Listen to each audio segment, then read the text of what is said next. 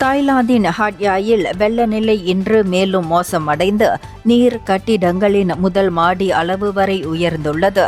வட மலேசியா பல்கலைக்கழக மாணவி மிமி நட்ஜீரா அப்பிகா முகமது சுஹைமி தாம் சக மாணவர்கள் 35 பேர் 4 பேராசிரியர்களுடன் வாங்புராப்பா கிராண்ட் விடுதியில் இன்னும் சிக்கியுள்ளதாக தெரிவித்துள்ளார். நீர் முதல் மாடி வரை உயர்ந்ததால் மீட்பு படகுகள் வர முடியவில்லை. உணவு குறைவாக உள்ளது, ஆனால் அனைவரும் பாதுகாப்பாக உள்ளோம் என கூறியுள்ளார். மலேசிய துணை தூதரகம் சொங்க்லாவிலிருந்து உணவு அனுப்பியிருந்தாலும் அது மிகவும் குறிப்பிட்ட அளவில் மட்டுமே இருப்பதால் மாணவர்கள் ஒருவருக்கொருவர் பகிர்ந்து வருகின்றனர் எனவும் அந்த மாணவி தெரிவித்துள்ளார்.